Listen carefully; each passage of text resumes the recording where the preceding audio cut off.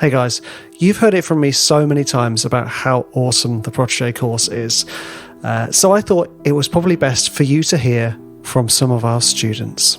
I went into the Protégé course with a pretty unhealthy amount of insecurity about the music I was writing at the time, struggling to structure tracks, to finish them on a regular basis. We're going to have a bunch of people basically working in the industry get briefs every week, and then we publish them. I was like, what? That sounds like insane. I've never heard of any other people doing that sort of thing, like actually like mentoring people on like the level of like, no, we're doing it for an entire year. Yeah, that's why I think the Protégé thing is just amazing, because it's targeted. It's, okay, we want this type of music for this type of application. Let's do it. And then, okay, here's where you fell short, here's where you succeeded, and it's just amazing. I feel like I've learned so much and improved so much in my production skills. I've gotten better at percussion and better at my capacity to write tracks quicker has improved, and I've gotten better at properly responding to feedback, and I feel like now there is more of a future for me in the library world than there was before I started. It's definitely a course that I would recommend doing. There are so many courses out there, but this one really hammers home on how to write to brief, how to write quickly, and how to write expertly as well. Honestly, the videos are very user-friendly, they're very engaging, and you get to have breakdowns of some of Richard's most successful tracks or Elephant Music's most successful tracks, which has been really useful as well. So I thoroughly recommend to dive right in.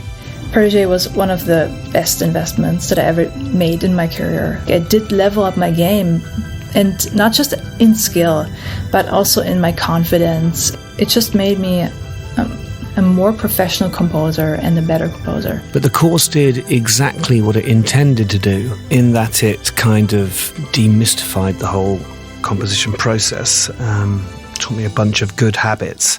And I suppose most importantly, and what I'm the most grateful for, is the fact that it actually helped me to really enjoy writing music again. There you have it, guys. We are opening our doors for applications for the 21-22 masterclass year with Protégé.school. Go to protege.tiny.us/apply. That's protege.tiny.us/apply to start your application. One man with one microphone and one awesome podcast. Welcome to the Trailer Music Composers Podcast. Hey guys, welcome to another episode of the Trailer Music Composers Podcast. Now, for those of you who don't know, I have been advertising an audiobook on Facebook and Instagram. The audiobook's kind of, the premise behind the book is like, for those of you who still don't know that trailer music is a thing, and there are lots of people who do. You know, I still talk to people. Well, not so much recently, but I still talk to people and tell them what I do, and they say, "Oh wait, so it's not the music from the film used on a trailer," because so many people still don't realise that trailer music is an actual thing. So the book is kind of like aimed at kind of highlighting this and also explaining the industry and how it works and, you know, how you can make money, etc., etc. The end game for me is ultimately to get more people doing the courses. You know, I'm not going to lie about that. More people doing the courses, more people educating themselves about how to become trailer composers, then going out and making a living doing it. That's the end game. A byproduct of advertising on these platforms is you get a tremendous amount of feedback from people on Facebook, specifically Facebook. You know, feedback that you don't necessarily ask for, obviously, but, you know, you're advertising, so you come to expect it. Some of it's lovely, some of it's not so lovely. One of the interesting things about it, though, is I obviously try not to read it, because it would really affect my mood if I read some of those comments. One of the comments, I did read a couple of them. It was flagged to my attention, one of the comments, and one of the comments I read I thought, that would make an excellent podcast episode. So thank you to the chap who commented saying this thing. I'm paraphrasing. It's too late to get into trailer music. The market's oversaturated. So thank you to that chap, because it's given me some content to talk to you about. And I think that's a really interesting question. Is it too late to get into trailer music? Now, before I give you my obvious answer to that question, I want to take you back to 15-year-old me. I wanted to be in a band, not be a rock star per se, but, I was heavily inspired by Billy Corgan, shall we say, from the Smashing Pumpkins, that is. And there was a TV show, and it was about this band making it. I can't remember what the show was called, but throughout the show, they kind of highlighted basically that if you're going to be in a band, you're going to get done over by a record label, you're not going to make any money, and you're going to start back where you came from, which is in your squalid little home, that type of idea. You're going to fail if you're going to try being a musician. At the time, that really scared the living daylights out of me, because up until that point, I thought, I want to make being a musician, I want to make a go of that. I want to do it. At the time, that was manifesting as being a front man of a band, or at least in a band anyway. And it scared me. It scared me not because that it was a possibility, and not because that has happened to people. It scared me because it made me question my own dream. It made me question what I wanted to achieve in my life. Was it really worthwhile? Was it a waste of time? Is money the end game? And it filled me with fear. Thankfully to say, the fear didn't stop me. And I pursued that dream. Yes, it changed. It went from being in a band to being sort of a film composer, to being a jingle writer, to what I ended up being, which is a trailer music composer. And I'm very blessed to say a pretty successful one as well. So this question of, or not even a question, it's too late to get into the trailer music industry. This question sparked up that teenage me. And I thought to myself, actually, the issue here is fear. It's not fact. And it's not, I don't think it's even anger. It's fear. It's people feeling scared. Because one of the questions people ask me often, because obviously I teach people trailer music through the Trailer Music School, and I teach people a whole host of music, aimed at sync and licensing and placements through Protégé. I pretty much give away how I write everything and anything on Protégé. You'll see me write all manner of things, from epic hip hop, slow burn, horror, the whole shebang. You'll see me do that on Protégé, and I do not hold back about what I tell you. And people ask me, but aren't you just training your competition? And again, it goes back to this idea of fear. I can't speak for anyone else's experience, but my experience as a professional musician, especially in the kind of formation of my career, was that there was a lot of, not necessarily in your face, but there was a lot of insinuation that you were going to be done over, and that people were going to steal your music, steal your clients, and basically abuse you as a copyright holder. This fear was injected into me when I was studying music, that actually, everyone's out to get you and everyone's out for themselves. And it was, again, it filled me with fear. And if being a full-time trailer composer has taught me anything, it's that that's all wrong. Like I said, based on my experience, there's always people that are going to be have dubious intentions. But what we're doing here is we're trying to change that. There is more than enough work to go around. And if you generate and create a sense of community and support and of love, I know it sounds all hippie and whatever, but I don't care. It's true. If you give out love, that's what you will get back. If you give out support, that is what you will get back. And that's what I'm trying to create here. And that's what Vic and I are trying to create with Protege and Blue Pearl. We're trying to create the sense of community and support. We're in this together as composers. I'm not going to deny it. When earlier on in my career, when the other composers on labels I worked for got placements, I would feel tremendously jealous. Why are they getting it, not me? And that was all stemming from that fear that there isn't enough work to go around. And also this idea that if you get work, you're taking work from somebody else. And I just don't buy into that at all. Because you've got to think of it like this. When we first, when trailer music first came out, think about how many films were being produced in a year. Think about how many video games were being produced in a year, how many trailers each of those had. And now you think about, because of the streaming services, because of online, because of all the TV channels, because of all this, because of all that, yes, the fees were probably higher back then, but there is so much work to go around. So much work. So, in a really roundabout way to answer that question, or not even question, statement, it's too late. Is it too late to get into the trailer music industry? My answer is no. There is no better time than the present.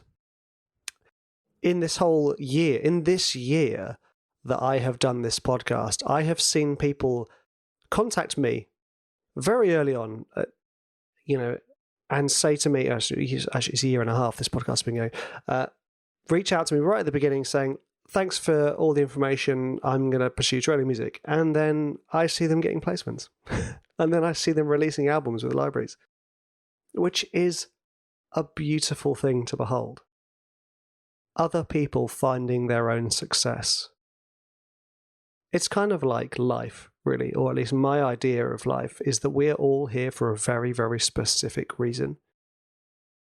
We're all here for our specific purpose.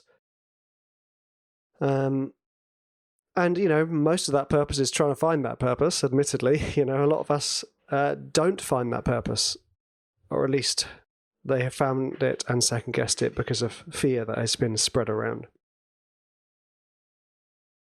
Now, I want you to kind of think about that question yourself. Is it too late to get into the trailer music industry? Because if I take that question and say, okay, well, if it's too late for a new person to come in with new work, it's obviously too late for me to produce any more albums because it's already saturated. Surely, that's the logic, isn't it? Or you could say, no, because now there's only enough work for the composers who are already in place. That speaks of fear of somebody scared of losing their position, which I get. I'm not judging anyone who is scared of losing their position or losing their work or losing their patch. But, I've got 3 very, very young kids, and one of the hardest lessons as a father for me to teach them is the importance of sharing. Children will often go to take something to keep it for themselves. This is mine, no one else has it.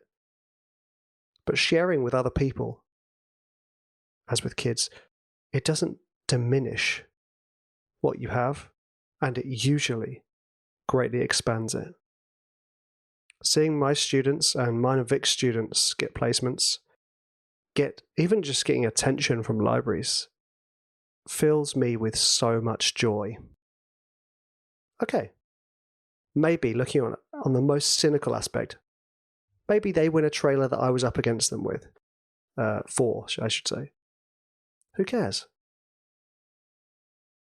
It's like, okay, maybe eventually I stop winning trailers. Well, then maybe my path is changing. Or maybe I've gotten so sort of stuck in my ways that I've lost the fun of play. And I've lost the joy for it. You know, I had this with teaching. I used to teach guitar. And a lot of the teachers, when I first started, were very, very cynical.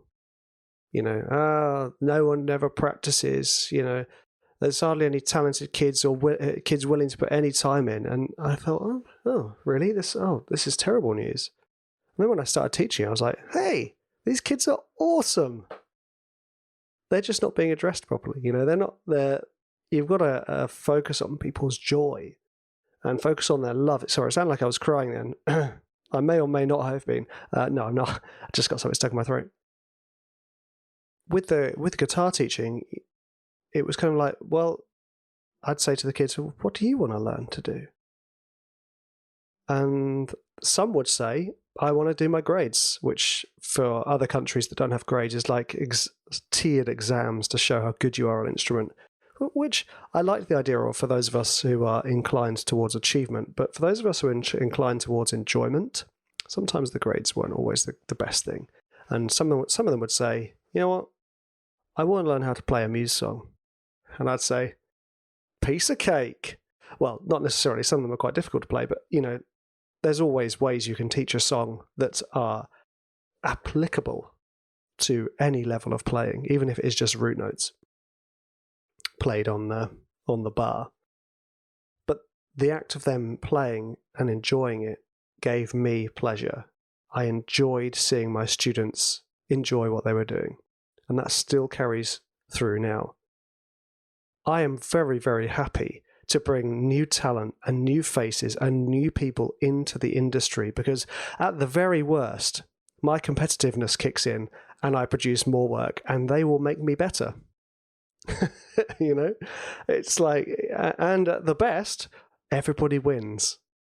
You know, I just think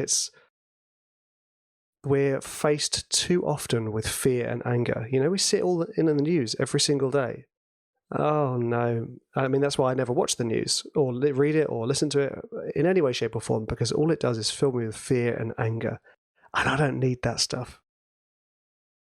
I want to go into my work with passion and enjoyment and fun. And I want to go into teaching with the same thing. And that's why I've always tried to show people as transparently as possible how I do what I do, so that you understand there is no sort of magic art to this.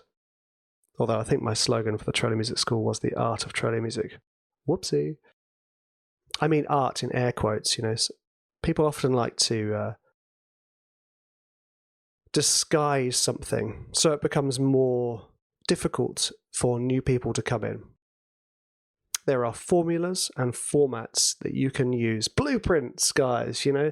There are tick boxes you can follow that will make you be able to create a trailer track from scratch, from start to finish, and produce an absolute world-class piece of music. That doesn't diminish its beauty just because it's sort of writing by numbers at all. We are not just artistes. We are craftspeople. We are skilled in what we do, and knowing how to do it doesn't diminish the art of it at all. So if anyone tries to fill you with this idea of fear that there's not enough work, or fear that someone's going to take your copyright, fear of this, fear of that, remind yourself you cannot live in fear. Oh, this is getting a bit philosophical, isn't it? You cannot live in fear, because that fear will stop you doing those things you truly want to do and that you truly know you are here for. So guys, do not listen to the naysayers. If you want to do trailer music, just do it. Just do the stuff you want to do and that you're passionate about and that fills you with curiosity and enjoyment. Sometimes, yes, that will diminish because life is cycles. You know, you might have a good day, you might have a bad day. That's all part of it. But you know deep in you that music is your thing. And that's why I'm so passionate about this, because I am very aware of that feeling. Music is my thing.